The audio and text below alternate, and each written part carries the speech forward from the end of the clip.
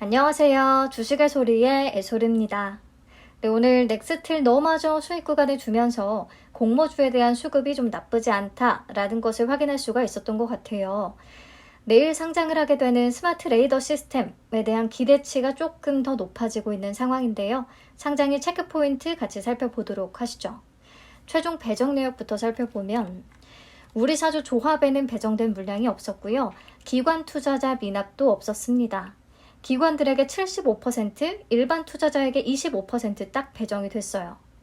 최종 의무보유 확약 비율은 21.63%로 잡혔네요. 수요 예측 때 6.99%에서 그래도 꽤 오른 수치기는 합니다. 3개월 확약 비중이 13.88%로 가장 높고요. 그 다음 6개월 비중이 5.57%로 높습니다. 15일과 1개월 확약은 매우 낮은 수준이라서 보호예수가 풀린다고 해도 아주 큰 타격은 없을 것 같아요. 자, 적용을 해서 최종 유통 가능 물량을 계산을 해보면 363만 3,494주, 24.49%에 해당하는 물량이고요. 금액으로 계산을 하면 약 291억 원 정도가 되겠습니다. 319억 원에서 28억 원 정도가 줄어든 수치예요. 어쨌든 200억 원대까지 내려갔다는 부분이 좀 메리트가 되겠습니다. 200억 원대 후반대이기는 하지만.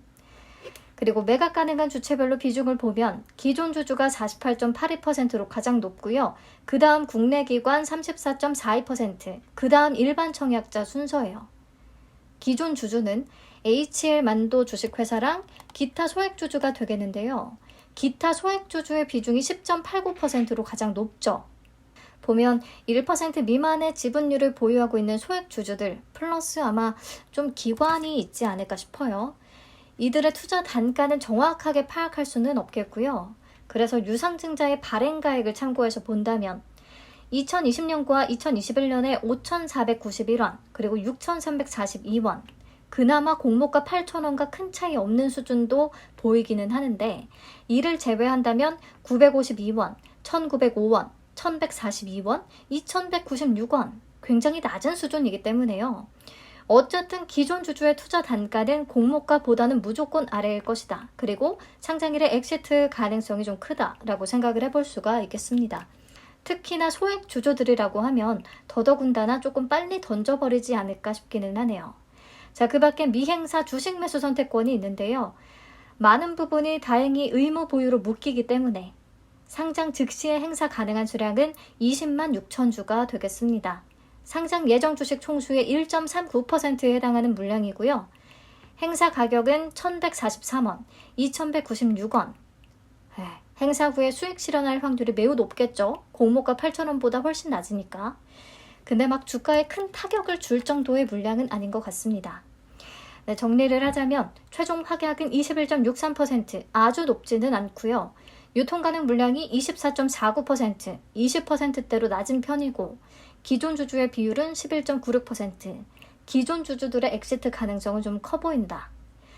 유통 가능 금액은 약 291억 원, 시가총액은 1,187억 원으로 가벼운 편에 속하기 때문에 규모 메리트의 힘을 기대해 봐야겠다라고 정리를 해볼 수가 있겠습니다. 제가 올해 상장한 종목들 중에서 유통시 총 200억 원대를 추려봤는데요.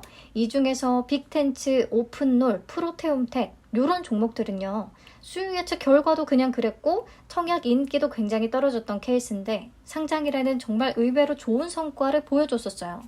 특히나 규모가 작더라도 코넥스 이전 상장은 사실 쉽지가 않거든요. 근데 빅텐츠가 고가 기준으로 99%까지 찍어줬었죠. 그 밖에 이제 다른 수요 예측 결과까지도 좋았던 종목들은 아주 만족할 만한 성과를 안겨줬었고요. 그래서 스마트 레이더 시스템은 수요 예측 결과가 괜찮았고 유통 가능 금액이 200억 원대이고 시가총액도 1,187억 원으로 큰 부담은 없는 사이즈이기 때문에 어느 정도는 수급이 붙고 올라주는 게 맞겠다. 그런 조건이다 라고 보고는 있습니다. 그리고 최근의 흐름을 보시면 버넥트부터 해서 CG트로닉스까지는 갑자기 좀 신규 상장주의 흐름이 확 안 좋아졌다가 MI큐브 솔루션을 기점으로 해서 분위기가 조금 살아나기는 했거든요.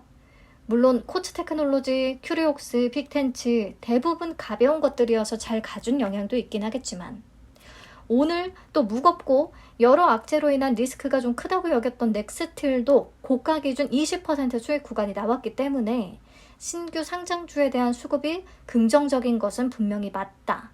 그래서 스마트 트레이더는 자율주행 섹터라서 어느 정도 미래 기대치는 조금 살아있다고 볼 수가 있겠고 또 가볍기까지 하니까 저는 한 80%에서 100% 정도는 기대를 해보려고 합니다. 그 이상 올라주면은 뭐 땡큐고요. 자, 만약에 27,000주 풀청약을 했던 분들이라면 최소 11주를 받았을 거예요. 균등 1주, 비례 10주. 그러면 5일치 파킹 이자와 수수료를 이기기 위해서는 54% 이상은 올라줘야 된다는 계산이 나오거든요. 즉, 한 최소 60% 이상은 좀 가줘야 비례까지 열심히 우리가 시간을 투입해서 청약한 의미가 있겠고요. 이게 25년 추정치 기반의 공모가이기 때문에 이론적으로 계산해본 주가는 당연히 공모가와 큰 차이가 없을 수밖에 없어요. 그래서 지금은 이런 밸류에이션보다는 이런 사이즈에서는 수급을 기대해 봐야 되는 상황이 좀 맞겠고요. 지금 같은 분위기가 잘 이어진다면 그래도 60% 이상을 기록할 확률은 좀 높지 않겠나 싶긴 합니다. 그리고 요즘은 시초가가 조금 부진한 가격대에서 출발을 하게 되면 장중에 수급이 붙으면서 밀어 올려주는 패턴이 나오고 있기 때문에 만약에 시초가가 100% 이상이다. 이러면 초반에 정리하는 쪽으로 하고 좀 부진한 수준으로 출발을 한다. 그러면 조금 지켜보고 이런 식으로 저는 기본 전략을 잡아봤습니다. 아무튼 긍정적인 기운을 좀 잔뜩 불어넣으면서 내일 상종일 방송을 통해서 흐름은 같이 체크해 보시죠. 시청해 주셔서 감사합니다. 편안한 오후 되세요.